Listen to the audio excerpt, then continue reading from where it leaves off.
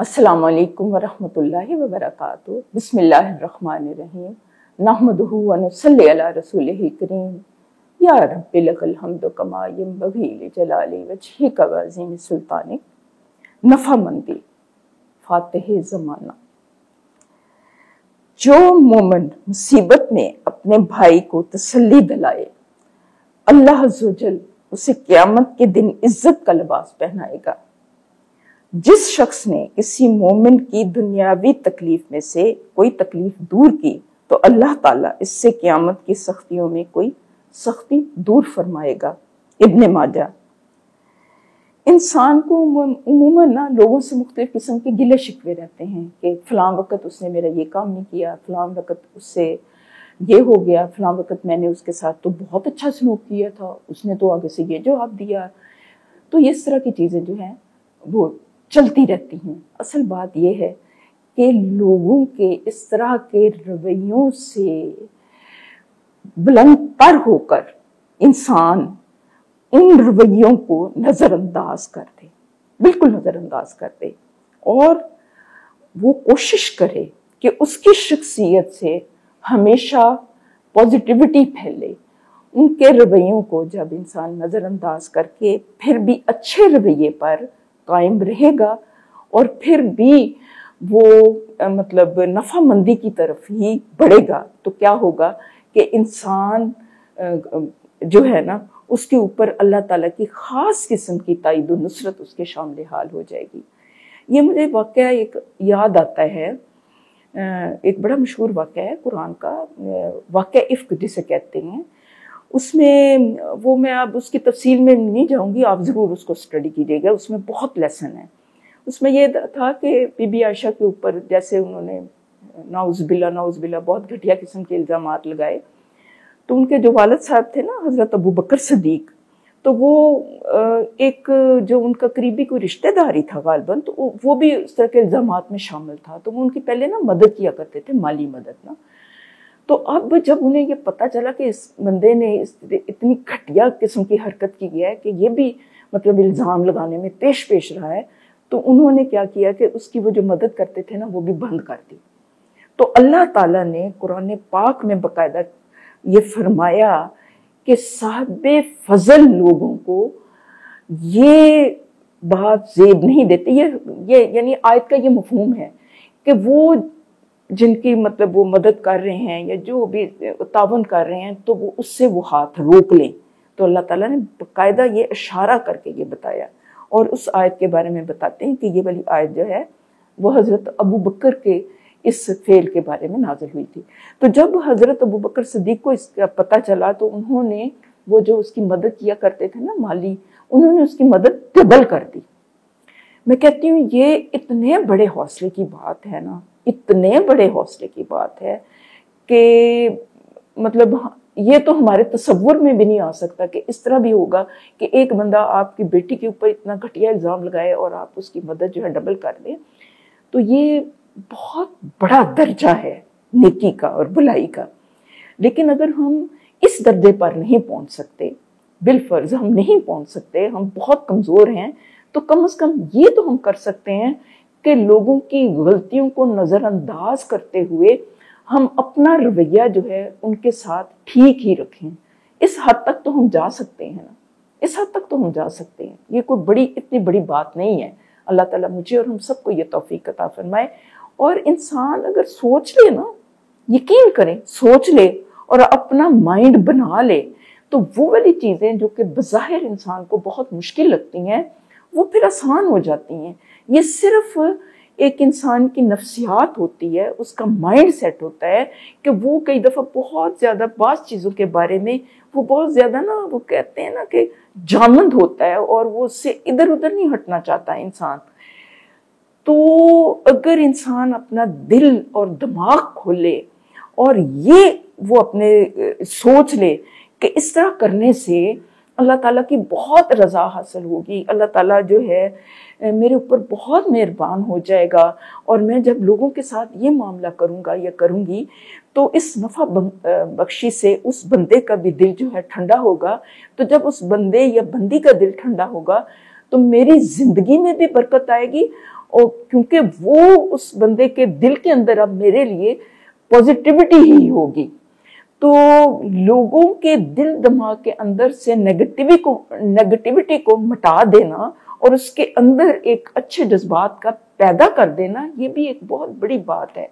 اور یہی کچھ آپ صلی اللہ علیہ وسلم نے کیا، عملی طور پر کیا.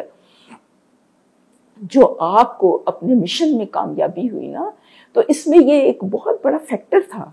آپ نے یہ والا نقطہ ہمیشہ اپنایا کہ آپ نے لوگوں کے قصور معاف کر دیے، ان کی غلطیوں کو معاف کر دیا، اور پھر ان کو اپنے ساتھ لگا کے بھی رکھا.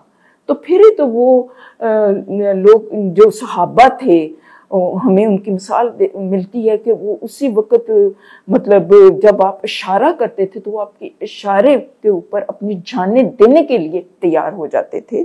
تو یہ وہی بات ہے کہ جب آپ لوگوں کو کے خیر خواہ بن جاتے ہیں تو پھر لوگوں کو آپ سے کوئی شکایت نہیں ہوگی.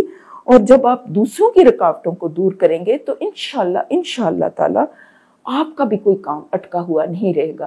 یقین کریں یہ ایسے ہوتا ہے. بس آپ یہ سب جانتے ہیں، بہت دفعہ آپ نے یہ مقولہ پڑھا ہوگا، سنا ہوگا کہ جیسے کرنا ویسے بھرنا اور اس طرح کی باتیں. تو اللہ تعالیٰ نے خدمت میں اور نفع بخشی میں بے حد کشش رکھی ہے، اور یہ ہمیں نظر آتا ہے. اور آپ صلی اللہ علیہ وسلم کے اسوہ میں ہمیں یہی چیز نظر آتی ہے، اور اسی سے آپ نے دل دماغ کو مسخر کیا، اور پھر آخر میں آ کر کس طرح سے فتح مکہ ہوا. اور آپ سب جانتے ہیں کہ جب آپ مکہ مکرمہ میں داخل ہو رہے تھے، وہ پیچھے پوری ایک ہسٹری ہے، وہ نہیں میں بتا رہی، وہ آپ نے خود سے اسٹڈی کرنا ہے. تو کس طرح آپ کا سر جھکا ہوا تھا، اونٹ کی کوہان پر لگ رہا تھا، اللہ تعالیٰ کی حمد اور ثنا آپ کے زبان پر جاری تھی، کس طرح سے آپ شکر ادا کر رہے تھے. وہ کیا تھا کہ آپ نے اپنی ذات سے جس حد تک ہو سکا دوسروں کے لیے آپ نے اظہار کیا، لوگوں کو یہ تعلیم دی.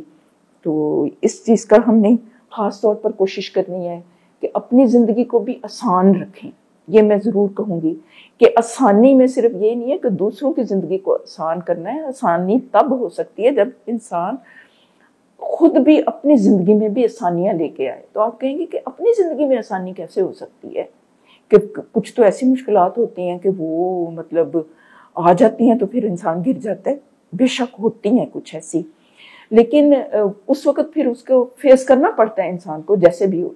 یہاں پر آسانی سے مراد یہ بھی ہے کہ خواہ کوئی کتنا ہی مشکل کام ہو نا، کتنا ہی مشکل کام ہو، اگر وہ انسان اس کو کر پائے نا تو وہ آسان ہے. ٹھیک ہے نا؟ اور اگر کوئی کتنا ہی آسان کام ہے لیکن انسان اس کو نہ کر پائے تو وہ مشکل ہے. تو اسی طرح مشکل کے ساتھ آسانی ہے، اور جو ہے آزمائش کے ساتھ پھر ساتھ آسانی ہے، خوشی ہے، غمی ہے، رات ہے، دن ہے، راحت ہے. اور پھر یہ ساری چیزیں ساتھ ساتھ چلتی ہیں زندگی میں، اتار چڑھاؤ آتے رہتے ہیں. پھر یہ ہے کہ جب ہم اس سوسائٹی میں رہتے ہیں نا، تو اس میں جب ہم لوگوں کے ساتھ ملتے ہیں تو کئی دفعہ یہ ہوتا ہے کہ مختلف قسم کے معاملات میں ہمارا کئی دفعہ ظاہر ہے کہ اللہ تعالیٰ نے دنیا میں مختلف قسم کے انسان بنائے ہیں. سب کا ذہن جو ہے ایک جیسا نہیں ہوتا، سوچیں مختلف ہوتی ہیں، تو اس سے کئی دفعہ اختلاف پیدا ہو جاتا ہے. تو اس میں کوئی مذائقہ نہیں ہے کہ سب کی سوچیں ایک جیسی تو نہیں ہوتی، لیکن وہ جو اختلاف ہے نا وہ مخالفت نہ بنے، وہ دشمنی میں تبدیل نہ ہو. یہ بہت زیادہ ضروری اور اہم ترین نقطہ ہے. اور یہ جو ہمارے ہاں عموماً مذہب کے نام پر اس طرح سے مختلف قسم کے سیکٹس بنے ہوئے ہیں، مسالک بنے ہوئے ہیں، تو یہ بالکل بھی پسندیدہ چیز نہیں ہے. کیونکہ اللہ تعالیٰ نے قرآن پاک میں فرمایا ہے کہ میں نے تمہارا نام مسلم رکھا. اور تو اللہ تعالیٰ نے کوئی نہیں بتائی کہ کوئی اہل حدیث ہے تو کوئی اہل سنت ہے تو کوئی بریلوی ہے، اور مجھے تو وہ نام بھی نہیں اتنے آتے، کوئی چشتی ہے تو کیا ہے. اللہ تعالیٰ نے تو یہ نام نہیں رکھے. اللہ تعالیٰ نے کہا کہ میں نے تو تمہارا نام مسلم رکھا. بس ہم قرآن کو پکڑے اور آپ صلی اللہ علیہ وسلم کی اسوہ کو مضبوطی کے ساتھ تھام لیں. یہ بات ہے نا. تو پھر بھی چلیں اس طرح سے اگر سارے جو مسالک ہیں اگر وہ اللہ تعالیٰ کے راستے کی طرف لے کے آتے ہیں اور آپ صلی اللہ علیہ وسلم کی سنت کے مطابق ہے تو ٹھیک ہے، اس میں کوئی حرج نہیں ہے. لیکن شرط یہ ہے کہ اس میں توحید، رسالت اور آخرت جو ہے وہ والے جو ہے نا عقائد، بیسک عقائد وہ بالکل درست ہوں سب کے. یہ بہت زیادہ ضروری ہے، کیونکہ اگر مختلف ٹرینز ہیں اور ان کی ایک منزل ہے تو اٹس اوکے، اس میں کوئی مسئلہ نہیں ہے، لیکن یہ ہے کہ یہ والے بنیادی عقائد سب میں ٹھیک ہونا بہت زیادہ ضروری ہے۔ تو پھر اپنے اپنے دائرہ کار میں ہر کوئی اپنا کام کرے تو اس میں مخالفت کی اور دشمنیوں کی کیا وجہ ہے؟ تو یہ میں نے اس لیے برسبیل تذکرہ اس کو میں نے ضرور ہائی لائٹ کیا ہے کہ اس کی وجہ سے بھی کئی دفعہ اختلافات اور لڑائیاں ہوتی ہیں، اور لڑائی اور اختلافات اللہ تعالیٰ کو سخت ناپسند ہے۔ ایک دفعہ حضور پاک صلی اللہ علیہ وسلم نے باقاعدہ یہ واقعہ ملتا ہے کہ حضور پاک صلی اللہ علیہ وسلم کو اللہ تعالیٰ نے یہ باقاعدہ بتا دیا تھا کہ کس رات کو لیلۃ القدر ہے، اور آپ صلی اللہ علیہ وسلم وہ بتانے کی غرض سے وہ آپ ٹریول کر رہے تھے، مطلب چل رہے تھے نا، تو راستے میں آپ نے دو لوگوں کو دیکھا کہ وہ آپس میں لڑ رہے تھے۔ اب وہ اس لڑائی کی نحوست کی وجہ سے اللہ تعالیٰ نے وہ جو آپ کو علم دیا تھا نا کہ کس رات کو ہے لیلۃ القدر، کو آپ کے ذہن سے محو کروا دیا۔ یعنی لڑائی کی اتنی زیادہ نحوست ہے اور امن کی اتنی زیادہ برکت ہے کہ کل آنے والی خوشیوں کو اور برکات کو اللہ تعالیٰ آج ہی برسا دیتا ہے۔ تو ان نکات کو ہم نے اپنے ذہن میں رکھنا ہے کہ اختلاف کو کبھی بھی دشمنی میں تبدیل نہیں ہونے دینا۔ تو پھر جب امن ہوگا تو پھر کیا ہوگا؟ وہاں استحکام ہوگا، اور جب استحکام ہوتا ہے تو کیا ہوتا ہے؟ وہاں تعمیر ہوتی ہے، نمو ہوتا ہے، آسانیاں ہوتی ہیں، اور جب آسانیاں شامل حال ہو جائیں تو پھر آگے منزلیں جو ہیں وہ نظر آنے شروع ہو جاتی ہیں۔ جب منزلیں نظر آنی شروع ہو جاتی ہیں تو پھر انسان ان کی طرف قدم بڑھا دیتا ہے۔ جب وہ قدم بڑھا دیتا ہے تو اللہ تعالیٰ کی تائید و نصرت اس کو حاصل ہو جاتی ہے۔ پھر کیا ہوتا ہے کہ پھر اللہ تعالیٰ کی رضا حاصل ہو جاتی ہے، جنت کا راستہ آسان ہو جاتا ہے۔ جب جنت کا راستہ آسان ہو جاتا ہے تو پھر غیب سے ندا آتی ہے کہ اے انسان میں تجھ سے خوش ہوں، اور وہ انسان اللہ سے خوش ہو جاتا ہے۔ اس روح کو مرنے سے پہلے بشارتیں ملنا شروع ہو جاتی ہیں، اور جب بشارتیں مل جاتی ہیں تو پھر اس کی موت اس کے لیے موت نہیں رہتی، وہ حیات بن جاتی ہے۔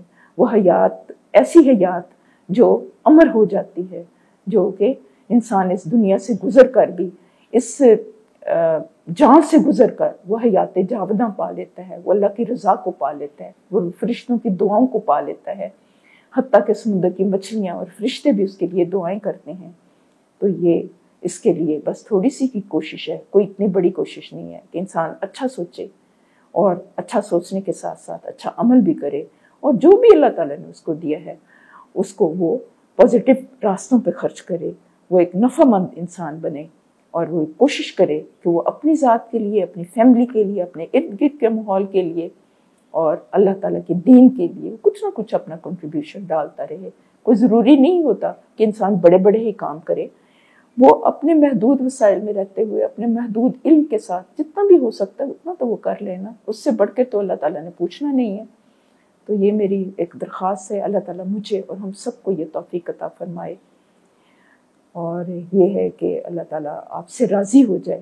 فی امان اللہ، سبحانک اللہم و بحمدک، نشہد لا الہ الا انت، نستغفرک و نتوب الیک، وآخر دعوانا ان الحمد للہ رب العالمین۔